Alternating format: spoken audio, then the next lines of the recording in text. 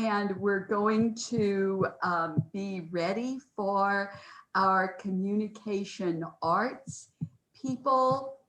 And I want to double check, is it Professor Coronado or Dr. Carbajal who now needs to have the screen the strength to do the sharing?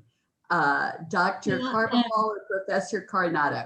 It's Professor Coronado. Sister Martha Ann, I think I can take over the share screen. That way I can pull up some of the video clips. Thank you. So I will get you on as the host. Perfect. But you just be sure. The host or the co-host, which is easier? I guess let's do co-host, and it's also me and Dr. Carbajal. All right, I will do that. The two of you will be co-host, and you can share screen. And just as people are coming into the room, I want to say that Michaela Gibson, whom we will be talking to, I so remember in my religious arts class, she was just doing some wonderful drama as a theater arts major. And it is certainly exciting when you can, visualize someone as they were in your classroom, and then years later, you have a chance to be with her again. So people who are just coming into the room, I am Sister Martha Ann Kirk of the University of the Incarnate Word.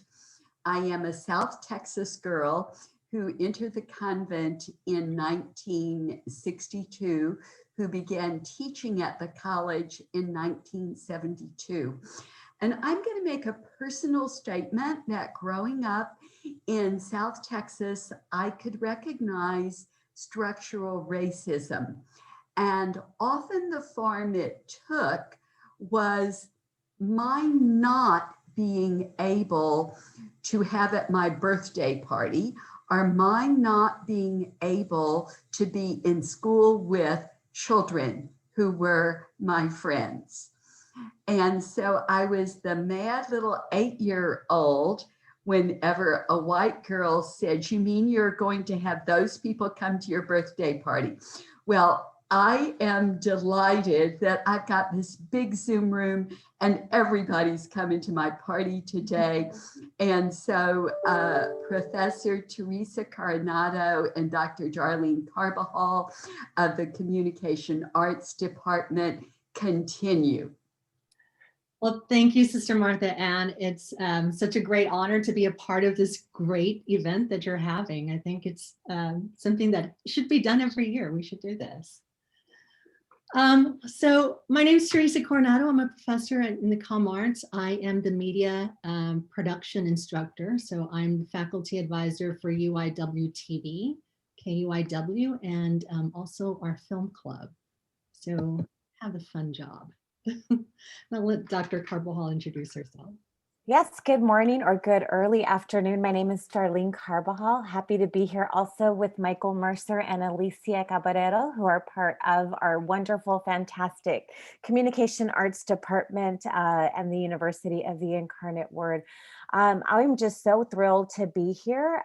Professor Coronado, in just a few seconds, will introduce our two special guest. We have some questions that we will ask, and then we will open it up for the students and for the attendees to also ask some questions. But we are just so thrilled to be part of this. Sister Martha Ann Kirk, as always, you are organizing these fantastic events from the days of creating the flyers that go on the walls to now being a Zoom expert and being able to guide us through.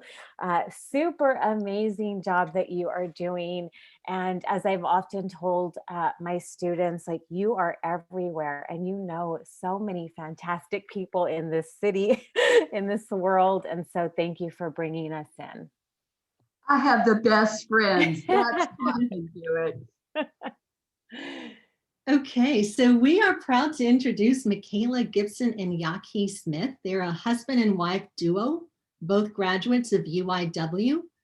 Michaela Gibson is an award-winning stage and screen actress. She's also a published writer, a master teaching artist, and an alumna of UIW Theater Arts Program. And her work has been seen on HBO, Showtime, BET, PBS, just to name a few. When she's not performing, Michaela teaches theater and creative writing. And I like her quote that she has on her bio. Michaela says, "It's hard to judge people after walking in their shoes. Everyone has a story, and part of my job is to share that story." So welcome, Michaela. We're so glad that you're here, and thank you for coming and being a part of this. Thank you for having me. Absolutely. And her husband, Yaki Smith, he has an unflinching style of storytelling. The camera just stays right there without moving so that the story and the character can unfold before your eyes. He is a rising voice in independent cinema. His films have received worldwide acclaim, screening and winning awards at more than 90 film festivals. He's been honored by the Directors Guild of America, Student Academy Awards, HBO, Showtime. That's just to name a few. One of his short films, Katrina's Son, which is one of my favorites. I like to show that one in my producing directing class. Katrina's Son screened at more than 40 film festivals and won 14 awards. The film was also eligible for the 2012 Academy Award in short filmmaking, so congratulations. His debut feature, Wolf, premiered at South by Southwest. NPR called this piece an impressive piece by a young director. And that film is available for download on Amazon Prime, as well as other on-demand outlets. Yaki has also been featured on NPR, CNN, HLN, Ebony Online, IndieWire, Filmmaker Magazine. It goes on, and very impressive list of credits. Yaki graduated with a Bachelor's of Arts in Com Arts at UIW. We're very proud of him. And he later became the youngest recipient of the Alumni of Distinction for Professional Achievement. And I believe that was just last year. He received his MFA from UT Austin, where he is currently an associate professor of film. And he also serves as the Associate Dean for Diversity, Equity, and Inclusion for the Moody College of Communications. And most recently, Yaki produced the MLK video that was shown here in San Antonio. Very impressive job. So welcome, Yaki, and thank you for joining us. Thank you for having me. Thank you, Professor Coronado. Michaela and Yaki, we are so happy that you are here.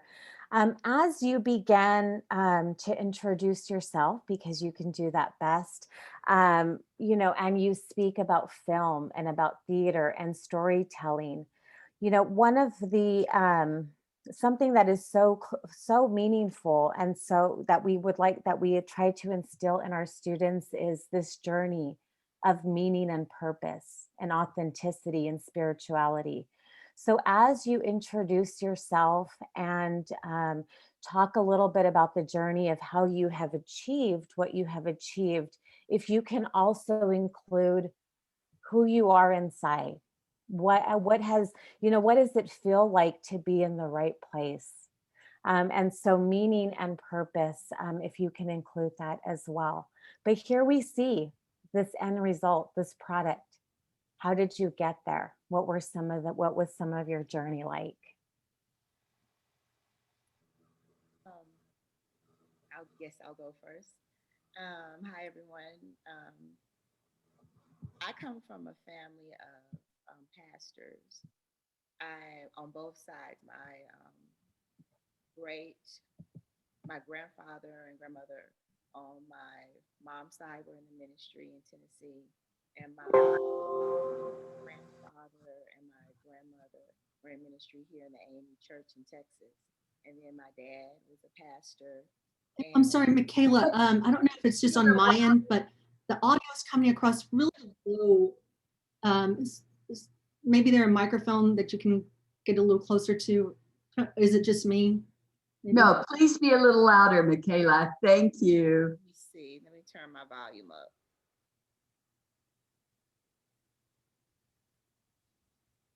All right, can you hear me now? Much better. Thank you. Okay. All right, sorry about that. So I was saying that I come from a family of pastors on both sides. And on my mom's side, her parents were in ministry in Tennessee. And on my dad's side, his parents, my grandparents, they were pastors in the AME church here in Texas. And my dad went on to become a pastor. At one point, he pastored one of the largest AME churches in the state of Texas. And being a preacher's kid, it's interesting. I have a love-hate relationship with it. But one thing I've learned, just seeing my parents get up at 5 o'clock in the morning, smelling the incense in the house, knowing that they were praying, but then seeing their work in the community, sometimes making me at an early age go out into the community and volunteer and work. And that's where I got my foundation from of purpose. I was taught early on that I was put here on the earth for a reason, and that in everything that I do, I need to serve. And I believe one of my mantras is to do everything in love, you know? So when my parents discovered that I had this talent and interest in theater and performing and acting, they were still adamant about, making sure that I do this with purpose and not just do anything. And I will admit, I did. In this industry, sometimes you see things and people whisper in your ear and you will get distracted. But because of my foundation, there was always something pulling me as I was reading scripts or auditioning for roles. What is my purpose in this? What is this character trying to say? What is this story saying? So because of that, I totally believe because of my foundation, that is the reason why I make the decisions that I make as far as picking roles and my pursuit of artivism. So yes, so I've turned down a lot of things. I've turned down recently, not too long ago, I turned down a lot of money because it was just not something I believed in, but that's okay because I understand that my purpose and what I'm putting out there in the world means more to me than money. And that's, again, it's just my foundation. So that's who I am. I am an artist. And I believe in using my art to combat oppression, to help liberate people. And some of my main focus, the people I really focus on, I try to focus on all people, but I'm really interested in Black women. Yeah, and that's who I am. I guess it's my turn now. So first, thank you all so much for inviting us. It's an honor to be here with you all today because UIW played such a foundational role in our careers as artists. We learned so much about how to connect our spirit to our art, how to study our art, because a lot of times people I always tell students, you want to be a filmmaker, but you never watched a movie. And you couldn't even, talk to me about shot selection, shot composition, color, any of it. And I have to say that I see Dr. Fitzgerald on here now. And it was her classes that I began to learn not only how to watch a film, but how to read a film. She always said that you have to learn how to read a movie. And it is that knowledge that I got in her classes that really helped me to become the filmmaker that I am now. I'll never forget when I said, hey, I want to apply to film school, but I don't think I'm ready. And she said, oh, you're ready. You're more than ready. And so you better apply to every film school, because all of them would be happy to have you. And so anyway, it's just an honor to be here in you all's presence. It's interesting because for me, I always tell people I didn't come to film because I loved movies per se. Yeah, I grew up watching movies, but I didn't really understand the impact that they were having on me until much later. I didn't understand that every time I watched a film, that I was connecting with the spiritual DNA of the artist, of the actor, of the camera, because the camera for me is always that person in the room who is actually more knowledgeable about what's happening than the characters that are actually in the film, right? The camera is telling me something psychologically about the world, about the DNA, about the people, about the journey that I am about to go on. And the actors and the characters don't even know it, but the camera is almost like God saying, hey, this is what's happening to you, or this is what's going to happen through you. And I think it was when I was 11 years old, when Boys in the Hood came out, when I really began to understand that on a level that wasn't as intellectual as I just said, but just on a very sort of guttural level. When I began to see that, and this Boys in the Hood came out when I was 11, when I saw the way that film impacted the individuals who I knew, who I was growing up with, my god brothers who were the leaders of the gang. I grew up right there on the east side of San Antonio.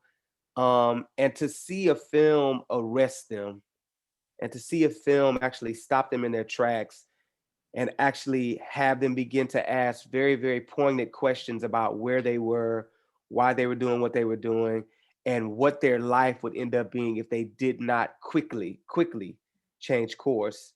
It was in that moment when I realized, oh, this is not about entertainment, right? There has to be obviously some entertainment in it, right? There has to be an aspect of entertainment in it, but it is more than that, right? When you think about, and I know this is not a film class, but just bear with me, but even when you think about a film like Birth of a Nation, right? Very racist film. And D.W. Griffith would tell you that he didn't realize what he was doing, but he knew full well what he was doing, because he himself understood the power of the image. That if he could cast me in a certain light, that if he could make you think that I was the other, that I was indeed your enemy, that then you would come for me in real life. He understood that.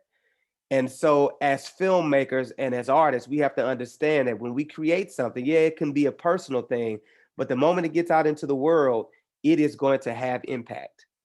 And so in all of my work, since I was 11, and I made my first film when I was 15, I always thought about what is the impact that this is going to have on the world? How are people going to walk away from this either changed, right, for the better, or damaged, right? You can watch some stuff that can damage you, right? And so for me, I've always thought about my films in that way. And I've always thought about my films, and it goes into sort of the spiritual. There's a great quote from Christina Sharp from her book, In the Wake. And she says, in the wake, the past that is not past reappears, always to rupture the present. And for me, if you are really, really in tune with your spirituality, your spiritual practice when it comes to your art making, your past is in constant conversation with the present and with the future. Because for me, when I am making a work, I am not just making a work for myself. There are other things that are happening to me, that are speaking to me. The ancestors are talking through me. God is speaking through me and telling me that in this present moment, these are the things that people need because of something that happened then. They need it now. And because you're making it now, 50 years from now, they're also going to need it, right?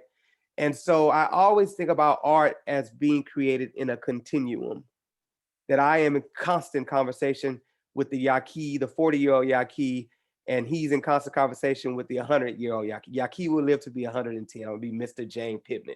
If you've not seen that movie, Google it, Miss Jane Pittman. Anyway, that's who I'm gonna be. I'm gonna be here for a long time, and so I am always conversing with my future self and with my past self. And I say that to say that as artists, as human beings, and it goes back to what Michaela said, we oftentimes have the tendency to judge, and that's because we have not sat down and had those difficult conversations with ourselves, with the people who we are making our work about, with our past, with our future. And we must do that, because if we are not doing that, we are doing a disservice to the art, because we're only telling a piece of the story. We are not creating a whole narrative. When you think about, if you go to a museum, right, and you see a beautiful piece of art that was created 500 years ago, it speaks to you now, right? Yeah, you can look at it, oh, when the light and he did this and I, but also, wait a minute, there's something about this that's speaking to me now. It's arresting me now. It's talking to my experience right now, because that's what a good piece of art does. That's what Shakespeare does, right? That's what August Wilson does. That's what these great artisans who are creating work again for their generation, yet creating timeless work that will live long after they are gone. That's what they are doing. And so for me, that is the practice. It has always been the practice that I must again be in constant conversation with past, present, and future. And also that I must be very, very conscious about the impact that the work will have, because it will have impact, right? Some people say art is not political. The fact that you think art is not political is a political statement, because in many ways, when you don't take a stance, you're taking a stance. When you turn your back to oppression, you're taking a stance. When you turn your back to sexism, you're taking a stance, right? When you begin to actually feed into things by being silent, you are actually helping to perpetuate them, which is a political stance. And so for me, I understand that, and that has always been the thread that has run through all of my work. So that's me. Thank you. I like what you said about the DNA of the film, because whether we know it or not, when you're making a film, every choice is a part of you. It's a part of the art and what you're trying to say. And even whether it's subconscious or conscious, it's still part of you. So I'd like y'all to talk about, like, I'm going to share the Black Artivist collection that Michaela curates, and it's a podcast and a blog. Michaela, could you talk a little bit about the idea for coming up with a Black Artivist? I understand it was a blog, and then it evolved into a podcast. Tell us about some of those stories and how this idea evolved. I'm going to share the screen and bring that up. Actually, artivism, the first person who referred to me as an artivist was Dr. Platt, who she's no longer at UIW. She taught in the English department. And she would encourage me to write. I was a theater major, but she was always encouraging me to write and submit. And she told me that, you know, you're doing work that's political, and you're doing work that that's more than entertainment. I at the time I was doing a lot of spoken word around San Antonio. I would travel to Austin, all around Texas, and so I started studying artivism and what that was and is. And so I've been talking about doing something around artivism. Again, I'm really, really passionate about artists who are strategic and who are activists and who are using their art to as activism. So I decided to start this. I've been wanting to do this for a long time. Then in the pandemic, I was like, this is the perfect time to do it. So I decided to start this platform, and the podcast has been very successful so far. We've had Felicia Henderson, who was the one of the creators of the TV show Soul Food. and she also did the quad. We've had Vicky Meek, who is a visual artist. Because I just don't focus on theater artists. I focus on everyone, writers, directors, dancers. I'm gonna have my first dancer. She is, and I'm so excited about this podcast coming up. She is a classically trained dancer out from New Orleans. She doesn't live there now. She moved after Katrina, but she specializes, she does workshops around second line. And it is so fascinating because a lot of people go to New Orleans, they start dancing in the street, and you don't realize how spiritual, how second line is a spiritual practice. And I cannot wait for that one to come out. I'm really excited. So yes, it's artivism again. It's a passion of mine. I mean, it's what I do, and I wanted to create a platform for artists who are doing what I do, but doing it differently. Tell But me they're about some of your inspirations. Like, what inspires you? um, every people around me. I believe art is all around us.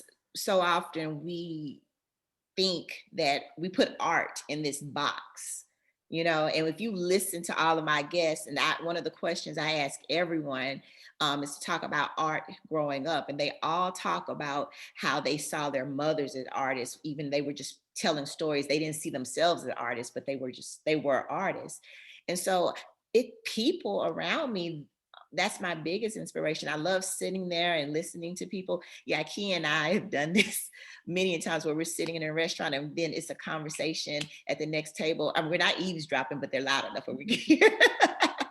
But and it's just, and then I mean, the love stories, the first dates that you hear, just even watching people, walking just down the street. The world inspires me.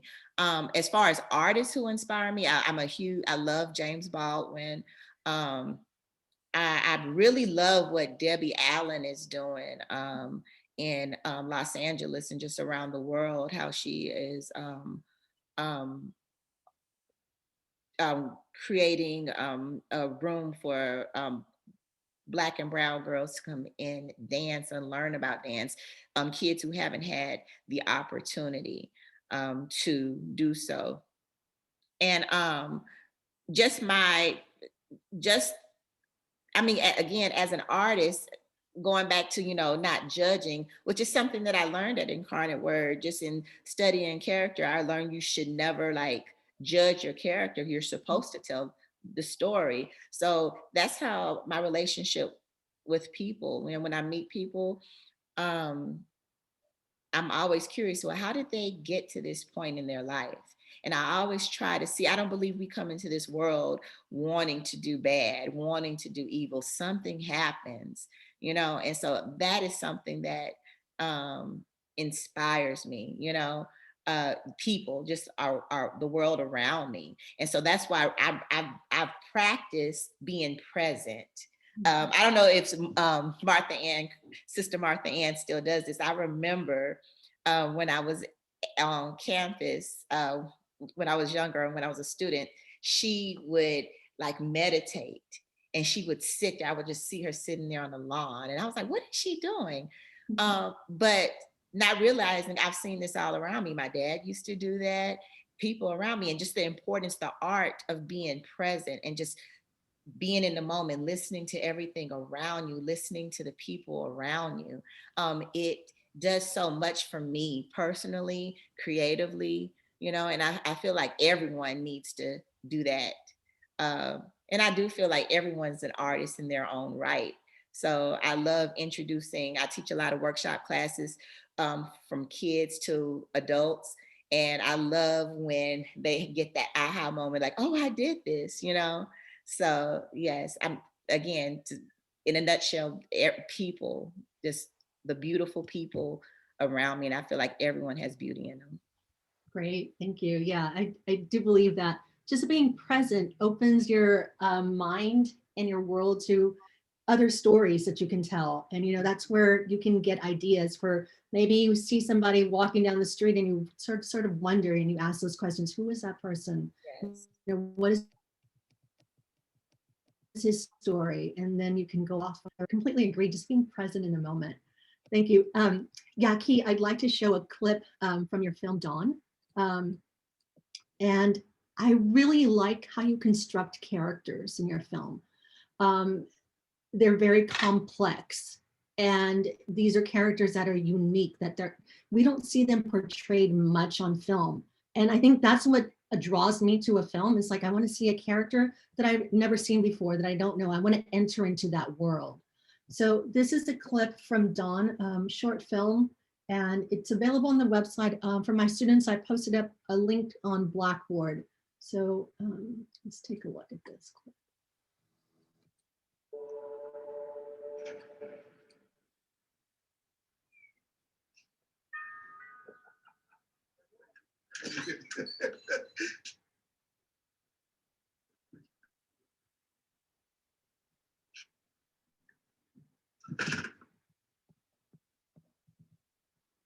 Hey.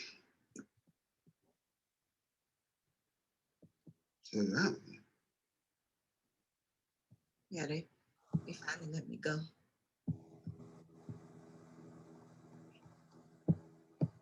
I was gonna come down and see you, but my knees they've been acting up the past few years, and I can't drive that far anymore. Daddy, I need to borrow some money. I need $1,500 so I can go to school. $1,500. I ain't got that kind of money. What about your GI Bill? I already put that up for Charlene's college. I guess your real daughter needs it more than me. Hey, I didn't mean it like that. Just she still has time. And I don't? Look, I just don't have it right now to give.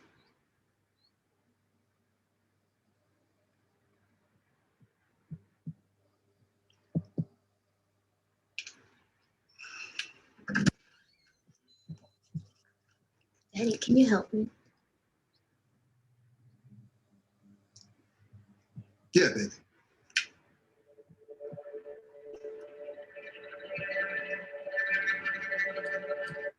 So yeah, I love how, tell us, Yaki, your inspiration, where does your inspiration come from for your stories and the characters that you bring to life?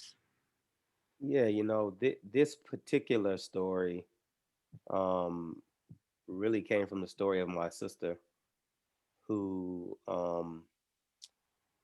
maybe over the last 15 years has spent 10 of those in and out of prison, and really wanting to not just tell her narrative, but to really show people that that transition is not as easy as we would think, right?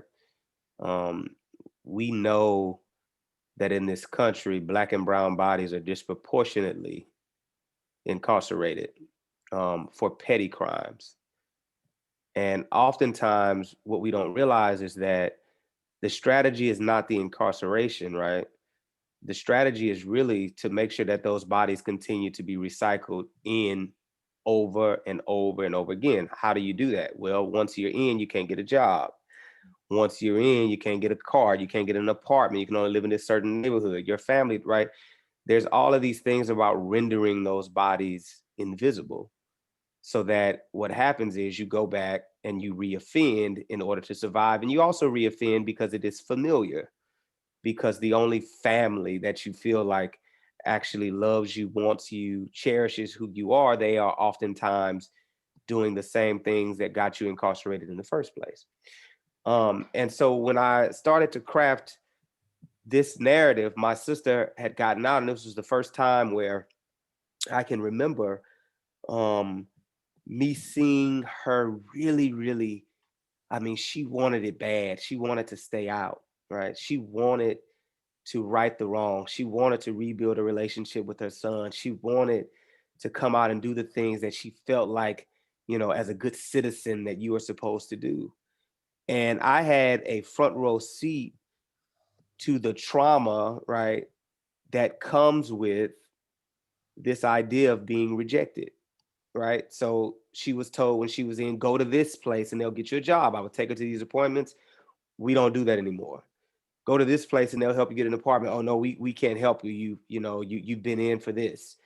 Go to school. Well, you had this loan from 15 years ago that you, right. There's all of these sort of closed doors. And I saw how she was just deflated to the point where she gave up and she reoffended. She's doing so much better now. I wish I could make a film about where she is now, because this last time, regardless of what door was closed, she was going to kick that door down, and she refused to go back, right? The stakes are much higher. She has another child, right?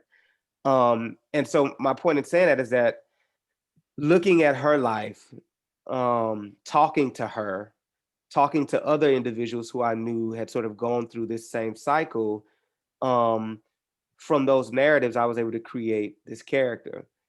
I don't like basing characters off of one person's experience because it limits the scope, right? Because my experience, I even think of, I just made a series called The Pandemic Chronicles. And even within that, we're all sort of at home because of COVID. And yeah, there are similarities to the things that we're going through, but all of us are dealing with things in a very individual. Some of us have 4-year-olds running around, some of us don't. Some of us have elderly parents that we have to take care of. Some of us don't. Some of us actually have a job still, and some of us don't, right? And so this has affected us very differently. And so to tell a narrative from just one point of view is to sort of make that narrative too narrow, and I wanted to broaden it. And so with this story again, I'm taking inspirations from all of these different stories that I've heard, and really, again, like I said, had a front row seat to. And that's what I do, whenever I'm creating any character, is I think about, again, the sort of different ways in which they are affected by certain things. And then it goes back to what I said earlier. I'm always thinking about how past trauma affects sort of present decisions, right? We all sort of operate, sadly sometimes, out of the things that have happened in our past. Again, that goes back to this whole notion of rupturing the present. Oftentimes we think we're making progress until that past thing comes back. And if we really haven't severed ties with it or dealt with it, it comes back to haunt us, and it comes back to sort of, in many ways, discourage us and sort of take us down a path that we have tried our whole lives not to go down. And so you see that in Dawn, that there's a great, if you've not watched it, I use a car, right, as a sort of narrative device to show you the past, because in that car is a friend of hers who actually got her into a lot of trouble, and at her lowest points, the only thing she can see is that pink car, because for her that pink car not only represents a past, but it represents a freedom. Because again, if you have found freedom in that wrongdoing, you will go back to it, especially if you feel like as you're trying to sort of progress, there are all of these sort of walls being built in front of you. And so in that film, you see how the past keeps coming back up and up and up again, and to the point where at the end of the film, I mean, I leave it up to the audience's interpretation, but that car shows up and she stares at it, and then the film goes off, because again, that past has come back, and I think that past will become her present. Very good, thank you. I want to open it up for other questions. Don't want to ask. I do. We have about 20 minutes, and before we do open it up, there's some questions in the chat. Professor Coronado will facilitate that. So please add your questions there. But before we do that, I do want to, again, thank you for relating everything that you said to the importance of self-awareness and to self-reflection, and that is how we can align who we are, our authenticity, with where we go professionally. And so thank you for making that connection for all of us. My last question is, both of you.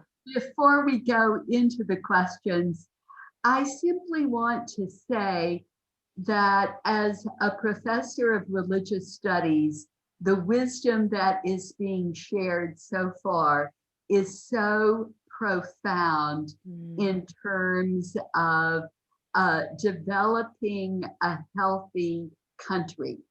Thank you. Thank you. You're not just teaching filmmaking and acting and communications. You're teaching how to be good human beings. We're delighted to have you as Incarnate Word graduates. Both of you have experience teaching. And so you teaching at UT Austin. And so what do you hope for your students? And what do you hope for our students? What advice can you share with us? You know, especially right now, the challenges of collaboration, networking, of service. What can you share with us before we open it up to the questions in the chat? Well, before I answer that, I saw Margaret Mitchell. I want to acknowledge her. I took many classes with her.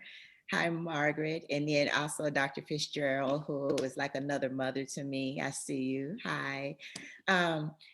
One thing I really push in my classes is the importance of collaboration. And I tell my acting students, if you don't remember anything that I say, remember that the best actors and the best artists are also the best listeners. Again, that art of being present and listening.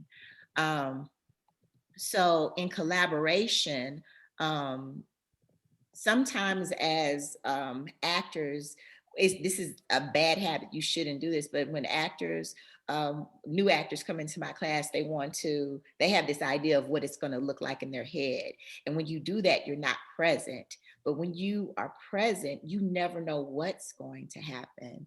And it opens up so many doors and opportunities. And some of that can be beautiful. Also, you open yourself up for collaboration, listening to the other actors. That's part of being present. The class I teach at UT is acting for the camera, but it's for directors. Every single person in there, they are studying to be directors, film directors. So I love when they come in and they get this, that aha moment. Oh, this is what it means to collaborate. This is what it means to not treat my actors like puppets. I'm not their puppeteer. I'm collaborating with them because there's so much beauty. You might have something totally different from what you imagine as a director, but it might be that better than what you imagine. And that's something not only did I learn at Incarnate Word, but also I always joke that I taught Yaki this. But one thing that he's known for from actors, you'll hear actors talk about this all the time, and this is why a lot of actors want to work with him, is because he's such a good collaborator with actors and with the crew and with the students. Some directors you work with, they just want to tell you what to do. Again, they're that puppeteer, and that's not how this works. That's not how you create art, true art, in my opinion. But I love it when he's asking you questions and it's like, well, let's see what you do. Let's see where this goes. And he lets go of what's in his head. He still has this vision, but when he opens it up to play, then he might get something better. And I think that's what makes a good director and an excellent artist. So that's something I try to teach all of my students, to listen and, again, be present. I think that's the biggest lesson. Yeah, I think for me, one of the big things that I try to instill in my students is, one, follow your heart. And I know that's a cliche, but I mean it in this way. Oftentimes the industry will try to tell you who you are and will try to shape you into the artist that they want you to be. And you can do that if you want to, right? We can do whatever we want.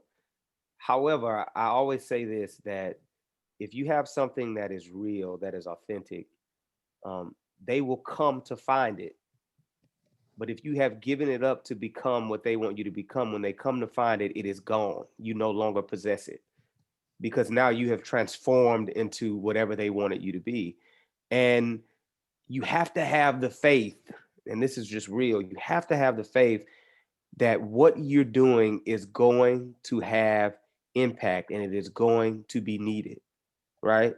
Not to throw scriptures at y'all, and I might mess this one up, but it was to say the race is not given to the swift, but the one that endures to the end. I think I got that right. And I say that because oftentimes what happens, especially in this day and age, it's all about wanting it now, right? I got to have it now, so I'm willing to write that thing where I know I don't align with that, but I'm gonna write it anyway. I'm willing to act in that thing, and I know it kind of goes against my morals and my values, but I need to come up. I'm willing to do whatever it is I need to do to transform myself into the image that they want me to become. When in fact, what you got to remember is once they're done with you, all they're going to do is chew you up and spit you out. Because if they can have you for cheap, they understand that they can use you, milk you, and throw you away. But if it costs them something, I mean, if it costs them your blood, your sweat, your tears, telling them no, telling them that you're not going to do it, when they come back, not only will they come back with a higher price to offer, but they're going to come back with mad respect for who you are as a human being because you have morals and you have values. Follow your soul, follow your heart, do the work that you know is going to impact people that watch it, right? That's not always the sexy work, right? That's not always the work that wins the film festival. That's not always the work that gets the distribution deal. That's not always the work that they're looking, and that's all right. That's not what this is about anyway. If you're chasing the money or if you're chasing the fame, you're going to be chasing that forever, because the moment that you get it and they take it away from you, you're going to go back to chasing it again. But if you're not chasing that, if you're really, really doing something with a pure heart, if you're doing something that you know that has impact, that you know is going to speak to people, that you know people are going to be transformed by it, you have something that nobody can take away from you. And that's, look, that teaching that to students is difficult, right? Because on the other side, and I want to make sure I say this delicately, everyone that I teach with does not agree with that ideology. I'll put it like that. And so you may be getting that in one or two classes, but sometimes on the other side, they're telling you, take that deal, take that money, do that thing.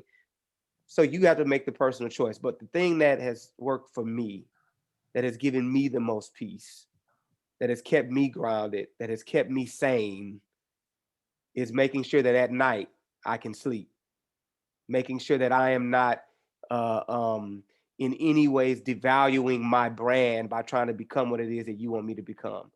Yaqi's gonna do him. Yaqi's gonna make the work that he feels like he was put on the earth to do. Yaqi's gonna listen to his spirit and create work out of that. And if they want it, they want it. If they don't, they don't. But in the end, I'm gonna be cool. I'm gonna be good with that. And so that's the thing that I try to really instill into my students, is that you can never, ever, ever give up who you are, because the moment that you do, you will never really be able to get it back. That makes us so proud that UIW is a part of that in each of you. Like, you're so honest and true to who you are, and no matter what comes at you, and you're always grounded. So that just hearing you both say that just resonates so highly with me. And I thank you for being true to yourself. It comes across in your work because it's honest, I think. Thank you. So we have some questions in the chat. Let's see. I think this is from Michaela from Josh Young. How did you learn how to act or make film outside of taking a class on it? I think I was a dramatic child. and I was always trying to mimic people on television. One of the biggest movies I always tried to mimic, and Yaki gets a kick out of this when it comes on, it's a movie called Sarafina, based on apartheid in South Africa. And I wanted to be Sarafina, and I used to just, try to act out and sing. I still know the dances. Yaki will tell you, because I just did them for him. So I think it started there, but honestly, class is what I feel like every actor needs a class. Needs class. And I still, to this day, I take classes. I try. I haven't been as successful since I had my son, but I try to take a class once a year. And improv is best because improv keeps you on your toes. So I have to take, I believe in taking class. That's where you learn your foundation. You learn how to break down a script. You learn how to collaborate. So me personally, I believe they're, especially kids, they do have that natural talent, but that natural talent can only take you so far. I strongly believe that you must take classes and study your craft and forever be a student. I'm still a student. I learn from my students. So I'm still a student and I'm just always open to learn. So I feel like you always should take a class and be open to learn. Great. This is a question from Christopher Miller. How would you recommend to further expand people's interest in different arts and different cultures? What artists would you recommend? I mean, I think just exposing yourself to different things, you know, is important. It's interesting because I think one of the things that really influenced me, and I hope I'm not embarrassing her, but I keep calling her out, but I think one of the things that Dr. Fitzgerald exposed me to was foreign films, right? I hadn't really watched foreign cinema. And I say that to say that when you begin to watch cinema made in other parts of the world, and you begin to see how other people see the world and the things that are affecting them, two things happen. One, you actually start to see some of the commonalities, right? There's a lot of sort of common themes and threads that are happening, you know, over in Brazil that are also happening here in the United States, right?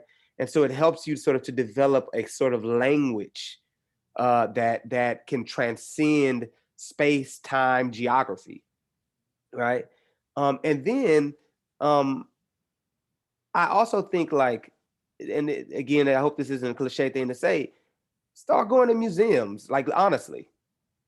Go to museums, you know, go to start Googling different images of different artists. Sometimes I'll sit and I'll just Google who are the new hip hop artists in Brazil, right? What's going on with Afrobeat?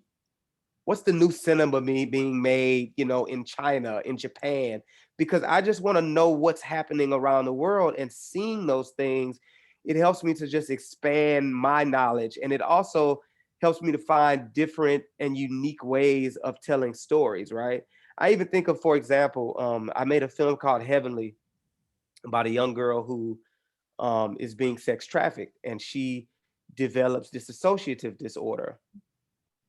And I had never really looked at any work from it's Edgar Degas. I think it's Edgar Degas, right?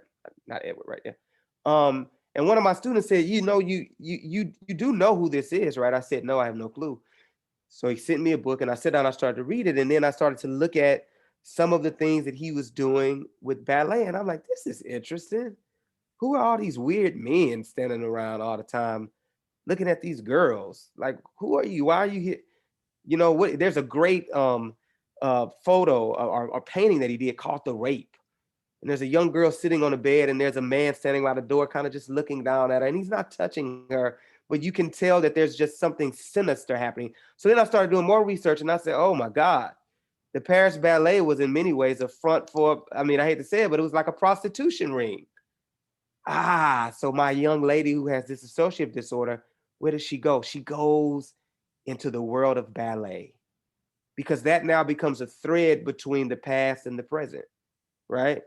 And I never would have gone there, one, without the student exposing me to it, but then also without me just going down that rabbit hole of doing more and more research, not only about dissociative disorder, but about the Paris Ballet, about Edward Degas, about what was going on then.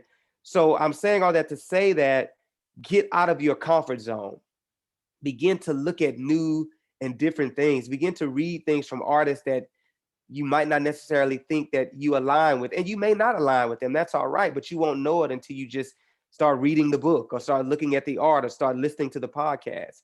So just fill yourself with as much art as you can, because you never know where inspiration is going to come from.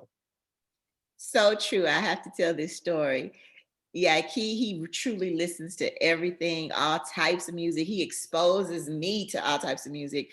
We were in the car and he's like, you have to listen to this song. It goes hard, it goes hard. So I'm like, oh, okay. And then he turned on this country song, this slow country song. He's like, this goes hard. I'm like, this country slow song goes hard. But it was a beautiful song. But yes, you never know what if you just give other artists a chance, listen to what they're trying to say, you don't know what how they would inspire you. I had to go there, Yankee. Yeah, no, I'm glad you did, because I think another thing, you know, when I think about us as Americans, oftentimes we have such a narrow way of thinking because we've not exposed ourselves to anything else, right? We think that our world is the world, that our interest should be the interest of everyone, that what our taste should be the taste of everyone. And it's like, no, like there are other like people in the world who are doing interesting things, who have different tastes. I mean, when we went to Cuba, for example, I mean, my whole world opened up. It was just different. I went to Pakistan to teach a film class for a week, and and people were like, are you scared, the terrorists? It was all this weird stuff. And I'm like, no, wait a minute. You don't understand. That was the best trip I've ever been on. The people there were so gracious, so nice. They taught me so much, the art, the architecture. I was in a mosque that was, you know, built in the 1500s. I mean, it opened up my whole world. But again, until we begin to do that homework and until we begin to do that traveling and exposing ourselves to that, we're going to continue to have blinders on. And that's dangerous for us, and it's dangerous to the world. Agree. Well, we're sadly running out of time here. I'd like to dive in and say that we, the Sisters of Charity of the Incarnate Word, have taken a public stance to work against human trafficking, human slavery. And I think we're aware of the slave ships 400 years ago, but there is a gigantic amount of human trafficking and slavery in the world today. And Yaki, I'm so glad to hear that, you know, you're working with us, the sisters. I knew it.